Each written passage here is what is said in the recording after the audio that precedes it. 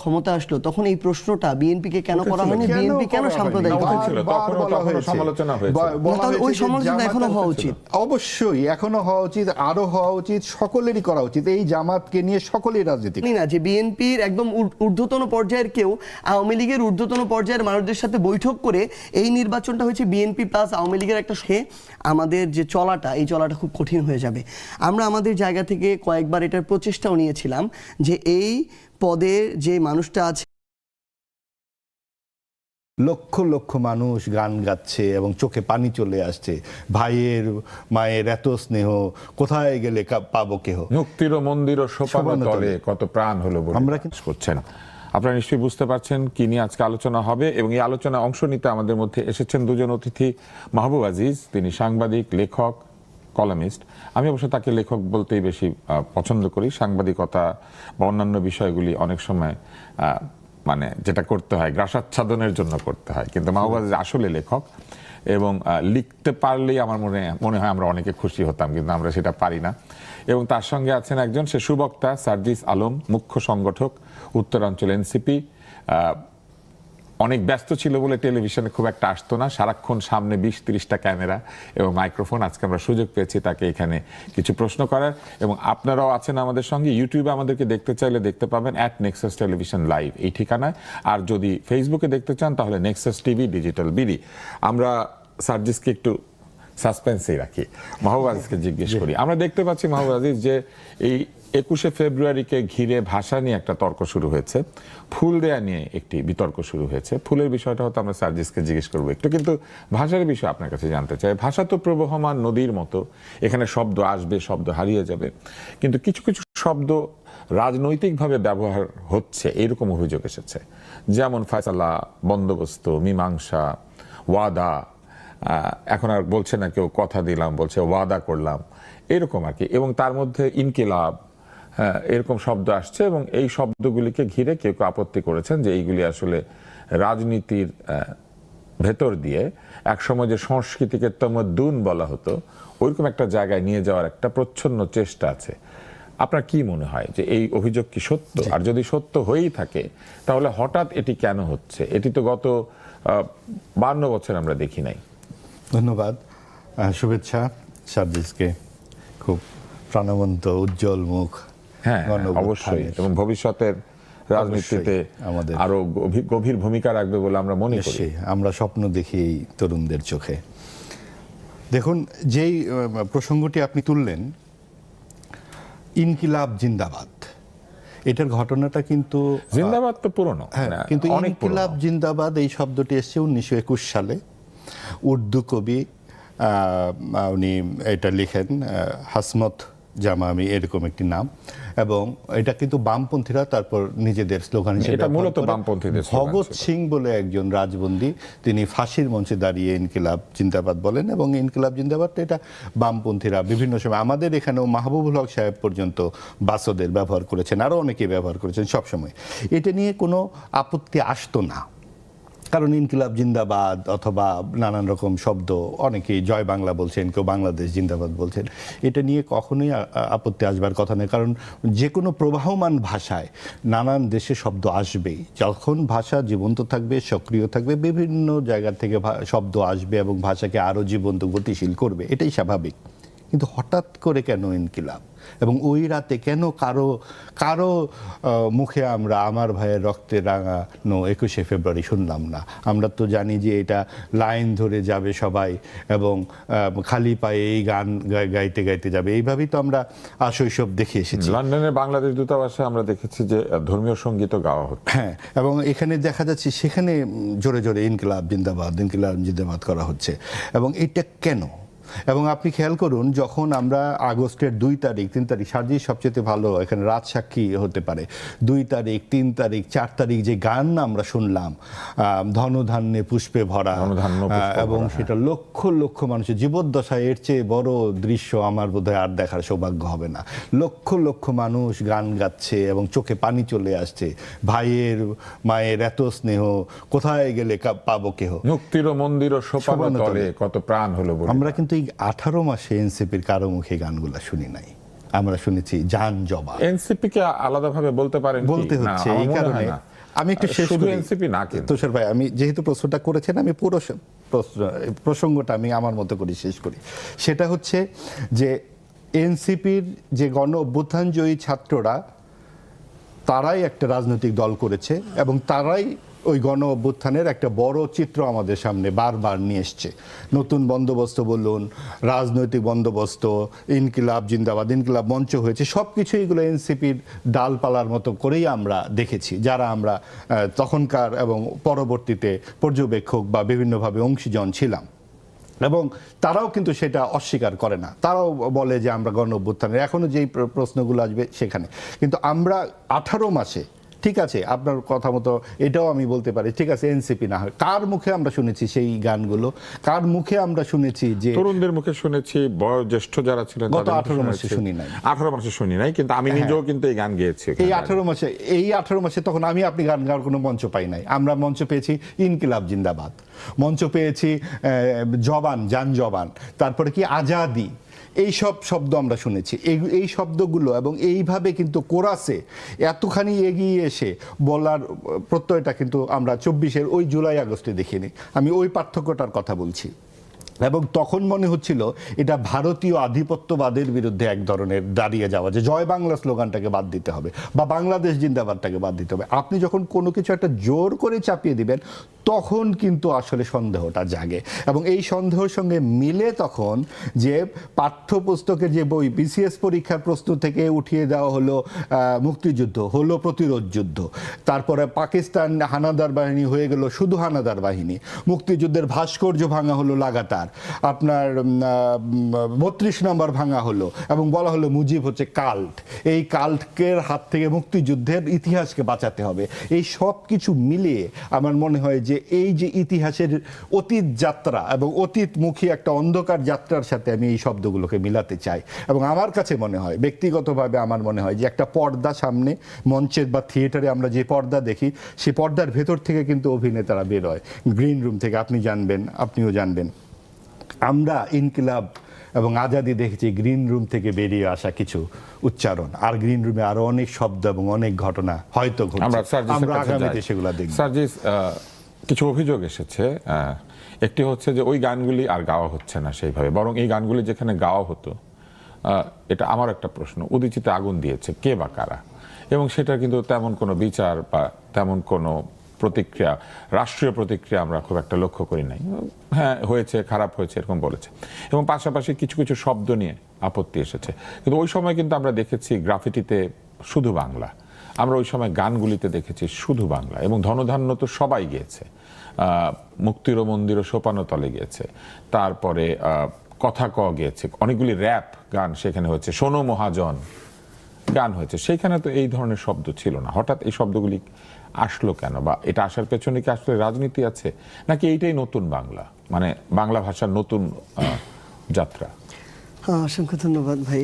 আসলে প্রথমত হচ্ছে ভাষা এমন একটা জিনিস, ভাই যেটা বললেন এখানে আমি অনেকাংশে একাত্মতা ঘোষণা করতে চাই। আপনি বলেছেন ভাষা আসলে এটা তো কাউকে চাপিয়ে দেওয়া যায় না, বা চাপিয়ে দিলেও কেউ গ্রহণ করবে এটার নিশ্চয়তা কখনোই থাকে না। এটা তো একদম অন্তরে একটা নিয়ে নেওয়ার বিষয় এবং সেখান থেকে আসার বিষয় আসলে। আবার আরেকটা জিনিস হচ্ছে যে কেউ যদি কোনো একটা ভাষা বলতে বাধা দেয়, তার মানে যে ওই বাধাটা দিয়ে ভাষাটাকে আটকানো যায়, এটাও কোনোদিন সম্ভব না, বরং এটা মানুষের গ্রহণ করে নেওয়ার বিষয়।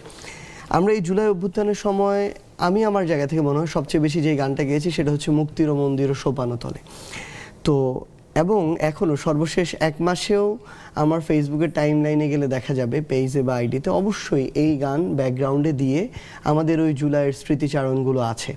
আমি সর্বশেষ যখন নির্বাচনের কয়েকদিন আগে আমার জুলাইয়ের স্মৃতিচারণমূলক একটা ভিডিও দেখছিলাম এবং ভিডিও তৈরি করা হচ্ছিল, আমি ওইটার পিছনেও বলেছিলাম যে যেন এই গানটাই ব্যবহার করা হয়। কারণ এই যে বিষয়গুলো, যেগুলো আমাদের এই পথ চলার সবচেয়ে গুরুত্বপূর্ণ বিষয় হিসেবে ছিল, কেউ চাইলেও তার জায়গা থেকে নতুন কিছু একটা এনে এগুলোকে মুছে ফেলতে পারবে না। আবার এই যে ইনকিলাব জিন্দাবাদ, এটা কিন্তু এমন না যে এটা অভ্যুত্থানের পরে নতুন করে আসা শব্দ, বরং ইনকিলাব জিন্দাবাদ, গোলামি না আজাদি, আপোষ না সংগ্রাম, দালালি না রাজপথ, এই প্রত্যেকটা স্লোগান কিন্তু আমরা সেই জুলাইয়ের 1 তারিখ থেকে দিয়েই আমরা 5ই অগস্ট পর্যন্ত আমাদের জায়গায় এসেছি।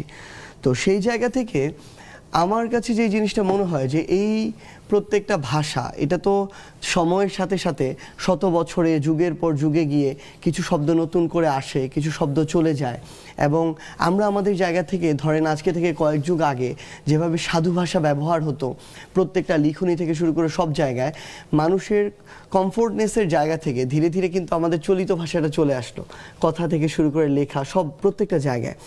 তো সেই জায়গায় এই ইনকিলাব জিন্দাবাদ বলি, আজাদি বলি, ইনসাফ বলি, কেউ কারো জায়গা থেকে চাইলেও চাপিয়ে দিয়ে কাউকে এটা হজম করাতে পারবে না। একটা প্রশ্ন করি, সেটা হচ্ছে আপনারা যখন বক্তৃতা শেষ করেন বা বাংলাদেশের জন্য জয়ধ্বনি দেন তখন আপনারা কি বলেন? আমরা ইনকিলাব জিন্দাবাদ বলি।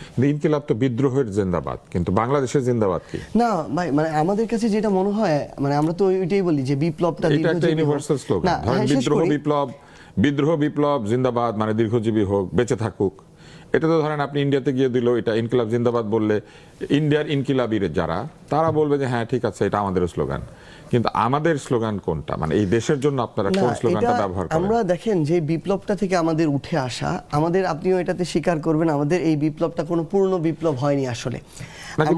আমি প্রশ্নটাকে আরেকটু সহজ করি, সেটা হচ্ছে যে যখন বাংলাদেশ জিন্দাবাদ বলেন তখন আমি বলছি বাংলাদেশ, আমি শেষ করলেই চলে আসবে। যখন জয় বাংলা বলছেন এর মানে হচ্ছে বাংলাদেশ দীর্ঘজীবী হোক, জয় জিন্দাবাদ এগুলো হচ্ছে বাংলাদেশের জয়ধ্বনি।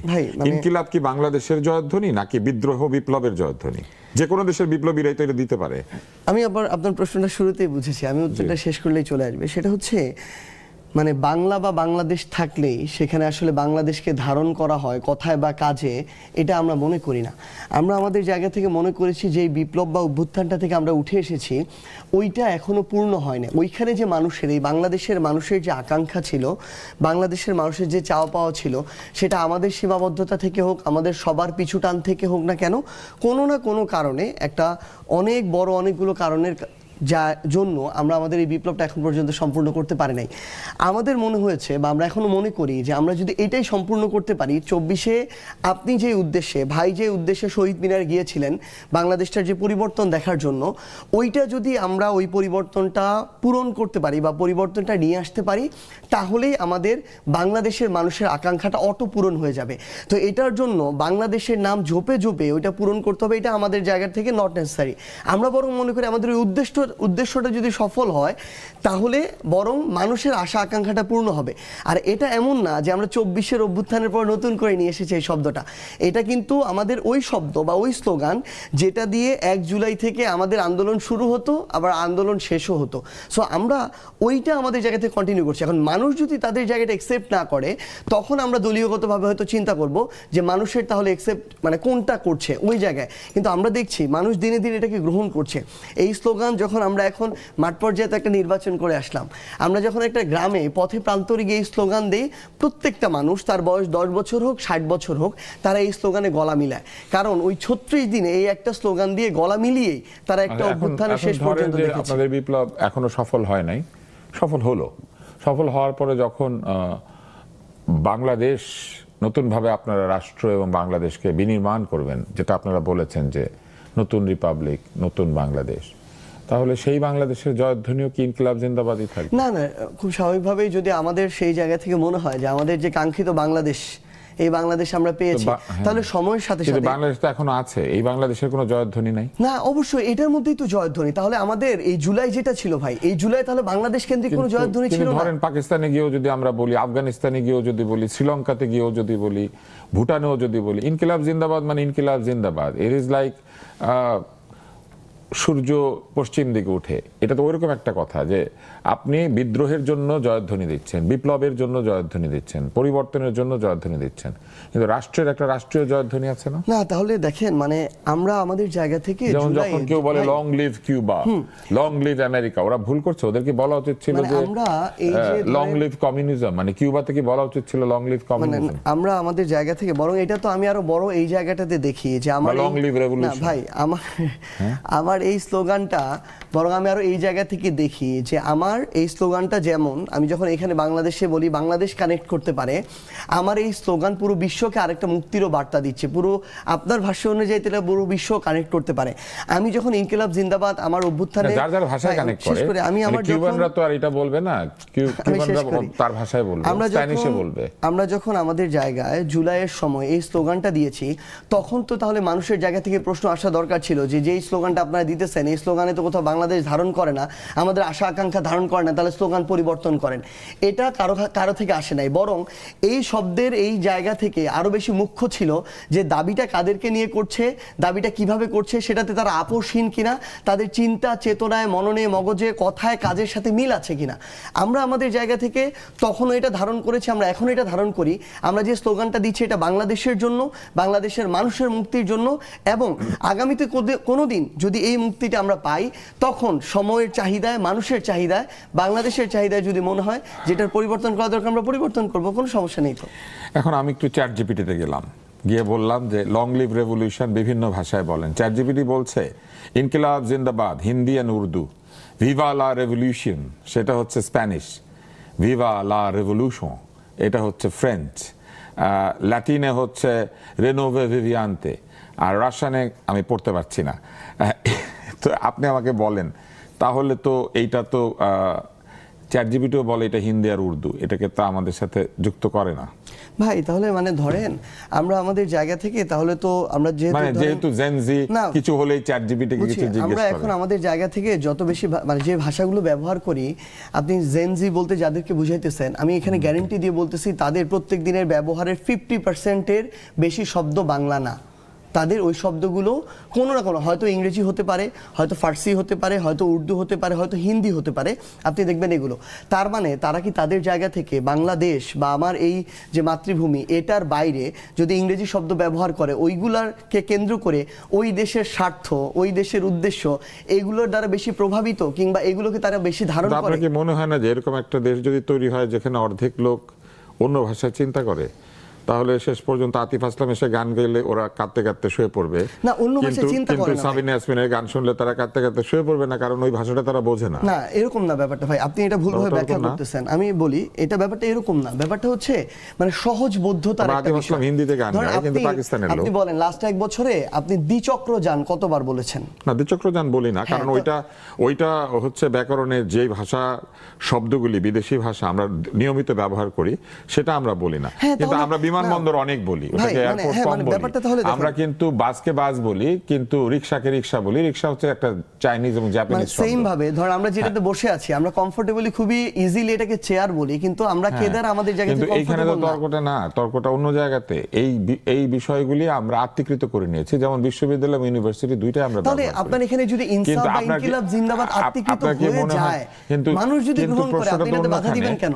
যে প্রশ্নটা হচ্ছে সেটা হচ্ছে যে যখন আমরা 21শে ফেব্রুয়ারিতে বাংলা ভাষার জন্য প্রাণ দেওয়ার দিবসে গিয়ে বাংলা ভাষা ব্যবহার করছি না ভাই, মানে এটাই হচ্ছে সমস্যা আমাদের চিন্তাগত জায়গায়। একদিন 21শে ফেব্রুয়ারিতে ব্যবহার করে বাংলা ভাষার যে মর্যাদা, এই মর্যাদা তো রক্ষা করার কোনো সুযোগ নেই। 364 দিনও ব্যবহার করছেন না, তাহলে ওইভাবে কারণ আপনি বলছেন জেনজি অর্ধেক বাংলা ব্যবহার করে না, তাহলে আপনি কি মনে করেন না এটা কারো ব্যর্থতা? না, এটা অবশ্যই। তাহলে আপনি আপনার জায়গা থেকে যদি মনে করেন তাহলে বাংলাদেশে আমি তাহলে আহ্বান করব এখান থেকে যে বিএনপি তাদের জায়গা থেকে পদক্ষেপ গ্রহণ করুক, যে তারা অন্তত এই বাংলাদেশে যারা সরকারি কর্মকর্তা কর্মচারী আছে তাদের সবাইকে বাংলা মাস দেখে ওই অনুযায়ী তারা বেতন ভাতা দিবে।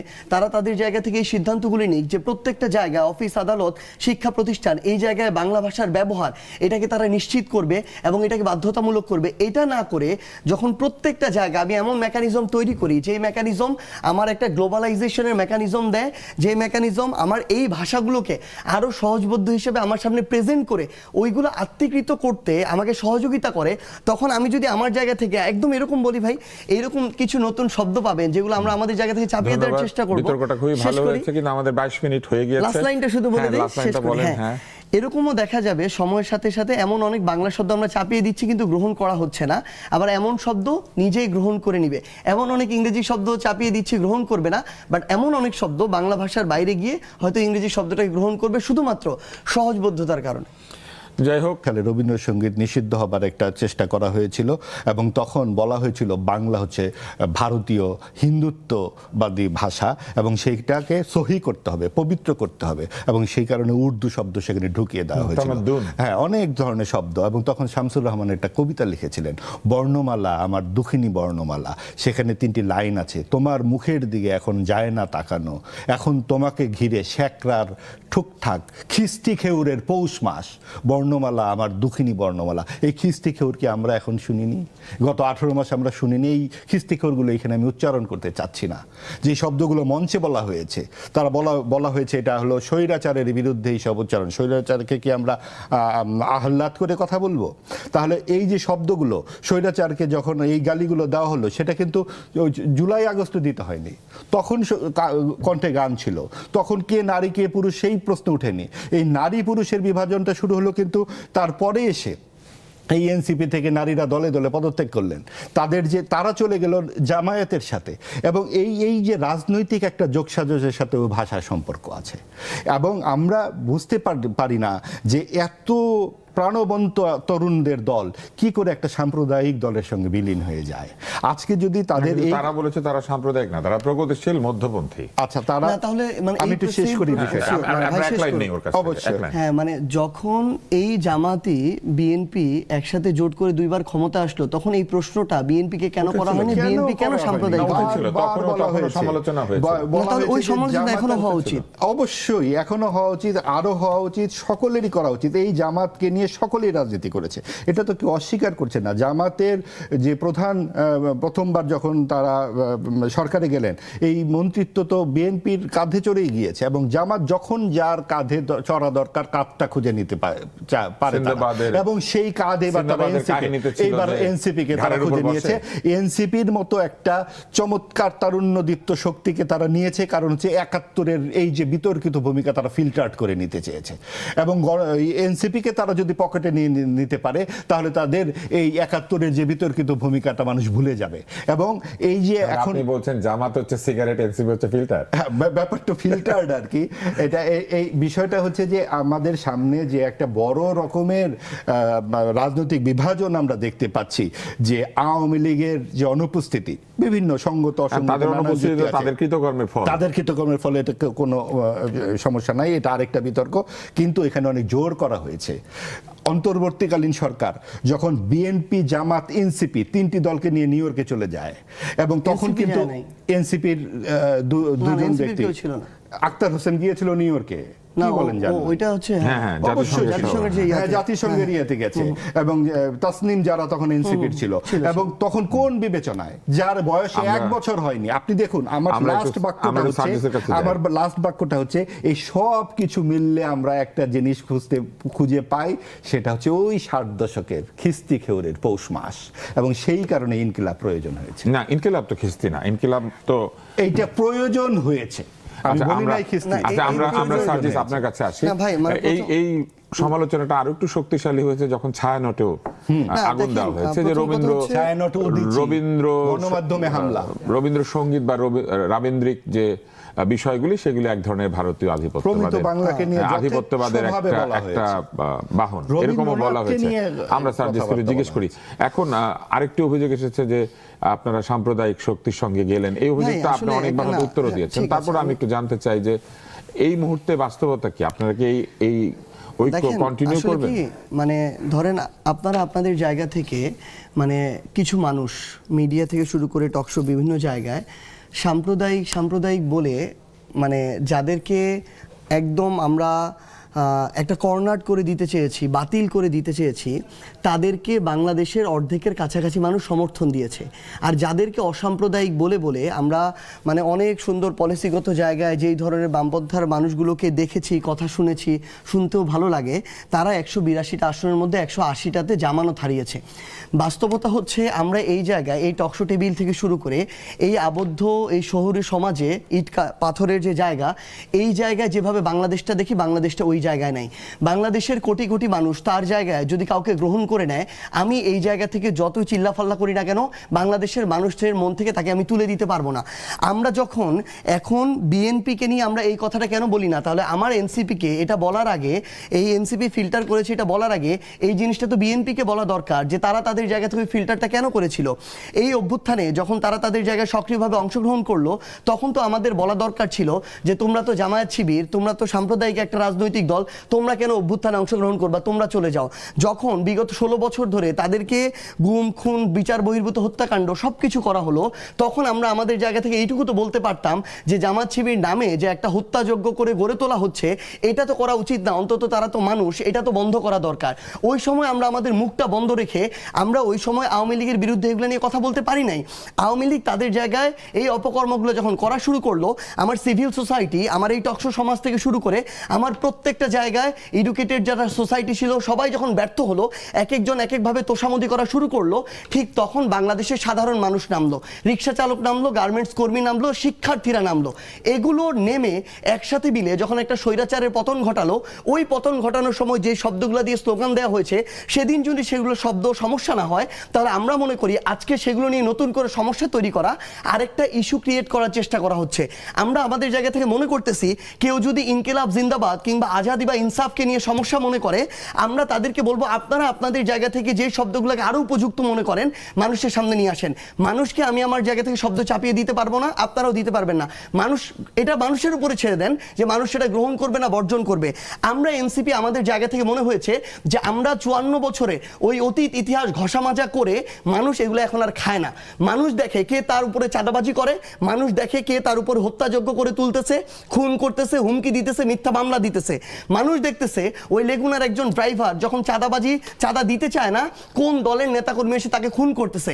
মানুষ দেখতেছে যে বিগত 1.5 বছরে ক্ষমতায় না এসেও কারা তাদের জায়গায় শুধুমাত্র দলীয় কামড়াকামড়িতে 200 জন মানুষ নিজেদের নেতাকর্মীকে হত্যা করছে। সো মানুষ এখন কাজের দিকে দেখে, বর্তমানের দিকে দেখে, ভবিষ্যতে কার দ্বারা মানুষ ভালো থাকবে এটা দেখে। আমরা যদি শেষ করি শুধু মাঝখানে করে রাখি, শুধু কারণ আমাদের এই লাইনটা হাতে বলি, সমস্যা, আপনি লাইনটা বলবেন, কারণ আমি নিজেই ভুলে যাব। আপনি খুবই জোরালো বক্তা। সেটা হচ্ছে যে আপনি যেমন বললেন যে জামাতকে এবং এই শব্দকে অনেকগুলি লোক ভোট দিয়েছে, তো মানুষ তো আবার যাদেরকে আপনি চাঁদাবাজ বলছেন, যাদেরকে আপনি বলছেন তারা 200 লোক নিজেদের হত্যা করেছে, তাদেরকে তো আরো বেশি ভোট দিয়ে দিয়েছে। তাহলে কোনটা আমরা গ্রহণ করব? না, তাহলে এটাই মানে আপনি আপনার জায়গা থেকে ধরেন বাংলাদেশের একসাথে যেমন 40% মানুষকে বাদ দিতে পারবেন না, আবার আরেক সাথে 50% মানুষকে বাদ দিতে পারবেন না। আমরা যেমন আজকে থেকে কিছুদিন আগে বলতাম ওরা নিজেরা 4টা আসনও পায় নাই, তারা যখন তাদের জায়গা থেকে এত কিছু প্রভাবক কাজ করার পরও 67-68টা আসন পায়, এটাকেও আমরা আবার বাতিল করে দিতে পারবো না। আমরা আমাদের জায়গা থেকে ওই জিনিসটাই বলতেছি, এটা মানুষের উপরে ছেড়ে দিতে হবে। মানুষ তার জায়গা থেকে সিদ্ধান্ত নেবে কোনটা হবে কোনটা হবে না। আপনি আপনার জায়গা থেকে যখন বলেন যে বিএনপি 212টা আসন পেয়েছে, এত % ভোট পেয়েছে, তাহলে এবার শহীদ মিনারে কেন আমার ভাইয়ের রক্তে রাঙানো এটা বাজে নাই, আপনি কেন শুনেন নাই, এই দায়িত্ব তাহলে আমার বিএনপিকে দিতে হবে। এটা সরকার হিসেবে, হ্যাঁ এটাই সরকার, না এটাই সরকার হিসেবে তাদের ব্যর্থতা যে তারা এটা বাজাইতে পারে না। আমার কানে এটা এসেছে, আমি জানি না আপনার কানে কেন যায় নাই। তাহলে আপনার তারেক রহমানকে জিজ্ঞাসা করতে হবে যে আপনি তো কখনো দেখেন নাই যে সরকার দল, প্রগতিশীল দল, মধ্যম পন্থার দল কেউ গিয়ে শহীদ মিনারের মোনাজাত ধরেছে, কখনো দেখেন নাই। তারেক রহমান কেন ধরেছে এটা তাহলে তারেক রহমানকে জিজ্ঞাসা করতে হবে। কারণ তারেক রহমান এখন বুঝতে পারছে এই বাংলাদেশে আপনি যদি ওই প্রো ইসলামিক সেন্টিমেন্টটা ধরতে না পারেন, আপনি ডানপন্থার না হন, আপনি সেন্টার রাইট না হন, আপনি মধ্যম পন্থার হয়ে ওই সেন্টিমেন্টটাকে যদি মিনিমাম অনার না করেন, আপনি বাংলাদেশের রাজনীতির আর প্রাসঙ্গিক থাকবেন না। এই কারণে এই একই কথাকে জামাতও ধরতে পেরেছে যে তাদেরকে আবার শহীদ মিনারকে মানতে হবে, এটা যে না জায়েজ না হইতে পারে, এটাই হইতে পারে, তারাও তাদের জায়গা থেকে হয়তো খাপ খাওয়াচ্ছে। না হলে জামায়াত তো এর আগে কখনো শহীদ মিনারে ফুল দিতে যায় নাই, এবার তাদের ফুল দিতে গিয়েছে। আবার আপনি দেখবেন জামায়াত এর আগে তাদের জায়গা থেকে এই পক্ষ ওই পক্ষের সেন্টিমেন্ট দেখছে আর ওই পক্ষ এই পক্ষের না, ওই সেন্টিমেন্ট সবাই কিছুটা মাঝামাঝি আসার চেষ্টা করছে। মানে জামাতকে আপনি যে ডানপন্থার সাম্প্রদায়িক দল বলবেন, আমি এখন ওই জায়গাটাতে দেখছি না, বরং জামাত আপনি দেখবেন ধীরে ধীরে সেন্টার রাইটে আসার চেষ্টা করছে। আবার এই জায়গায় বিএনপির আপনি দেখবেন একটা অংশ তাদের জায়গায় জমিয়তে উলামার মতো সংগঠনগুলোকে তাদের জোটে নেয়। আপনি দেখবেন হেফাজতকে তাদের পক্ষ দিয়ে বয়ান দেয়। আবার আপনি দেখবেন তারা তাদের জায়গায় বামপন্থার রাজনৈতিক দলগুলোকেও তাদের এখানে এসে প্রতিমন্ত্রী বানায়। তার মানে তারাও তাদের জায়গা থেকে ওইটুকু বুঝতে পারছে যে আমি যদি এখন ওই প্রো ইসলামিক সেন্টিমেন্টার অন্তত সম্মান না জানাই, আমি এই বাংলাদেশের রাজনীতিতে এবার টিকে গিয়েছে, আগামীতে প্রাসঙ্গিক থাকবো না। তো আমি আমার জায়গা থেকে শুধু এইটুকু বলতে পারি যে আমরা এখন কোনো একটা কিছু ন্যারেটিভ, সেটা 20, 30, 50 বছর আগে যদি ওইটা এখন চাপায় দিতে চাই, চাপায় দেওয়া সম্ভব না। আমাদেরকে আমাদেরটা বলতে হবে, আরেকজন আরেকজনেরটা অ্যাপ্রোচ করবে, কিন্তু দিন শেষে মানুষ ঠিক করবে মানুষ কোনটা গ্রহণ করবে কোনটা করবে না। আমি এইটুকু আজকে এখানে বলে গেলাম, আগামীর বাংলাদেশে আমরা যেই ন্যারেটিভগুলো আজকে থেকে 10-20 বছর আগে দিয়ে মানুষকে খাইয়ে হজম করাতে পেরেছি, আগামীতে এটা কোনোভাবেই সম্ভব না, বরং মানুষ তাদের জায়গায় তখন গিয়ে আরেকটা পরিবর্তন হয়ে যায়, ময়মনসিংহে গিয়ে আরেকটা হয়। সো এই আঞ্চলিক এই ভাষা বা যে আর যেখানে যেটা সহজবোধ্য, ওইটা আমরা মনে করি কি আমাদের এখন সোশ্যাল মিডিয়াটাকে আমরা মনে করি এটাই বাংলাদেশ, এটাই বিশ্ব। আমার টাইমলাইন মনে করেন 20 জন মানুষ এটা নিয়ে একটু শুরু করে দিচ্ছে কামড়ি, আমরা মনে করি এটাই মনে হয় পুরো বাংলাদেশে চলছে, কিন্তু অধিকাংশ মানুষের কাছে এগুলো তো ইম্পর্টেন্ট না, বরং মানুষের কাছে যে যেটা যার কাছে সহজবোধ্য, যেটা দিয়ে আবেগ অনুভূতি এগুলো বহিঃপ্রকাশ করা যায়, তারা তাদের জায়গায় আমার মনে হয় সহজভাবে ওইটাকে একসেপ্ট করে। এবার আমরা একটু অন্য প্রসঙ্গে যাই। হ্যাঁ প্লিজ। আমরা অনেকক্ষণ থেকে চেষ্টা করছিলাম, আমাদের মহামান্য রাষ্ট্রপতিকে সাক্ষাৎকার দিয়েছেন, তিনি একটি পত্রিকাতে বলেছেন কিছু কিছু বিষয়ে তিনি বেশ উষ্মা প্রকাশ করেছেন। তার মধ্যে একটি হচ্ছে তিনি বলেছেন যে তাকে বিগত অন্তর্বর্তী সরকার পদে পদে অসম্মান করেছে এবং তিনি কিছু অসম্মানের উদাহরণও দিয়েছেন। আপনার কি মনে হয়, আপনি কি সাক্ষাৎকারটা পড়েছেন? পড়েছি। হ্যাঁ, তাহলে আপনি কি বলবেন এই বিষয়ে? আসলে কি তাকে পদে পদে অসম্মান করা হয়েছিল? রাষ্ট্রপতি তো একটা পদ, আসলে ব্যক্তি এক জিনিস আর পদটা আরেক জিনিস। পদ কিন্তু সাংবিধানিকভাবে কিছু সম্মান প্রত্যাশা করে।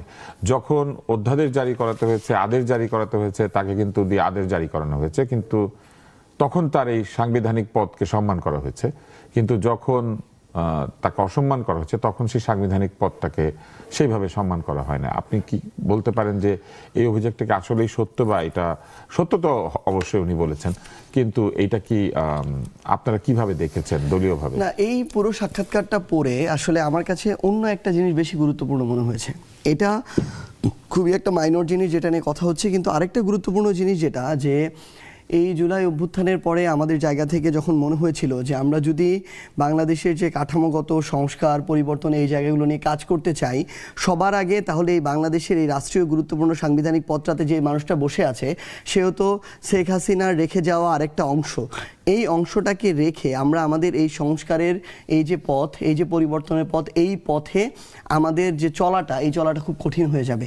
আমরা আমাদের জায়গা থেকে কয়েকবার এটার প্রচেষ্টাও নিয়েছিলাম যে এই পদে যে মানুষটা আছে সেই মানুষটাকে আমাদের এখান থেকে অবশ্যই সরাতে হবে, এবং এটার আমাদের এই সংস্কারটা প্রয়োজন, এই কাঠামোটাকে ঠিক করে আমাদের বাংলাদেশটা সামনের দিকে এগিয়ে নেওয়ার জন্য যে স্টেপটা নেওয়া দরকার সেটা নেওয়া প্রয়োজন। সেই জায়গায় বিরাজমান যে রাজনৈতিক দলগুলো ছিল যারা অভ্যুত্থানে অংশগ্রহণ করেছিল সামনের সারিতে থেকে, তাদেরকে নিয়ে বসে আপনি ওই সময় মনে করলে চিন্তা করলে মনে করতে পারবেন যে আমরা আমাদের জায়গা থেকে কিংবা প্রত্যেকটি রাজনৈতিক দল, একটা রাজনৈতিক দল আরেকটা রাজনৈতিক দলের সাথে এই বিষয়ে আলাপ আলোচনা হচ্ছিল যে কিভাবে আমরা এই অপসারণটা করতে পারি। কিন্তু আমরা তখন আমাদের জায়গা থেকে দেখেছি যে বিএনপি তাদের জায়গা থেকে প্রত্যক্ষভাবে না বললেও পরোক্ষভাবে তারা চুপচাপ থাকতো, এই বিষয়ে তারা কোনো স্টেপ নিত না। স্টেপ নিতে গেলে পিছন থেকে বিভিন্ন জায়গায় ফোন দিয়ে তারা পিছু টান তৈরি করতো।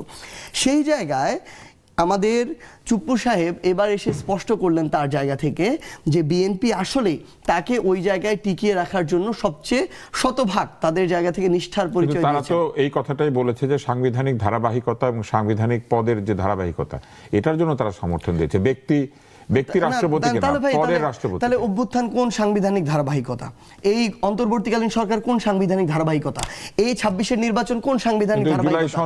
না, তারেক রহমান জুলাই আদেশ সব তো রাষ্ট্রপতির বরাত দিয়ে ঘোষণা করা। আমার তাহলে প্রশ্ন ওইটাই, তাহলে তারেক রহমান তার জায়গা থেকে এই যে প্রধানমন্ত্রী হলো, এটা কোন সাংবিধানিক ধারাবাহিকতায় হলো? নির্বাচন তো 29 হওয়ার কথা ছিল।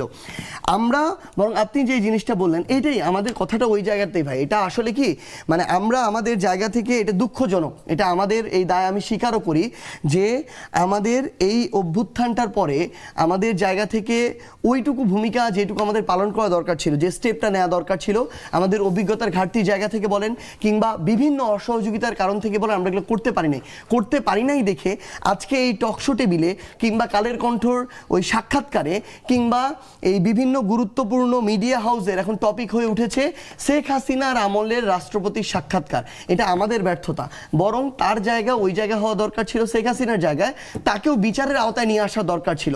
কারণ তিনিও ওই রাষ্ট্রপতির পদটাতে বসে, চেয়ারটাতে বসে শেখ হাসিনাকে, স্বৈরাচারী শেখ হাসিনা হতে সহযোগিতা করেছেন। উনি এককভাবে এটা হইতে পারে না, এটা একটা কাঠামো তাকে ওই সাপোর্টটা দিয়েছিল। তো আমরা বরং আমাদের জায়গা থেকে মনে করি এটাই আমাদের দুর্দশা, এটা আমাদের ব্যর্থতা, যে কারণে আজকে আমরা এই টপিকটা নিয়ে কথা বলতেছি। উনার এখানে সম্মানের প্রশ্ন কিভাবে আসে এই জায়গায়, বরং এটা তো এই প্রশ্ন আসা দরকার ছিল যে উনি এখনো কিভাবে এই পদটাতে থেকে এইভাবে আওয়ামী লীগের একজন এত গুরুত্বপূর্ণ পদে থাকার পরও উনি এখনো এইভাবে আছে। উনাকে তো বিচারের আওতায় নিয়ে আসা দরকার ছিল। বাংলাদেশে যেই মানুষগুলো এই অভ্যুত্থানে এই গণহত্যার সাথে সরাসরি সম্পৃক্ত ছিল সেই মানুষগুলোকে তো বিচারের আওতায় নিয়ে আসা দরকার ছিল। আমাদের যখন কথা বলার বিষয় হওয়া দরকার যে নির্বাচনের পর দিন থেকে এই নির্বাচন, ভাই একটু আগে বললো না, আমি এখানে একটা জিনিস অ্যাড করি, এই নির্বাচনে আওয়ামী লীগ অংশগ্রহণ করেন, এটা সম্পূর্ণ ভুল কথা।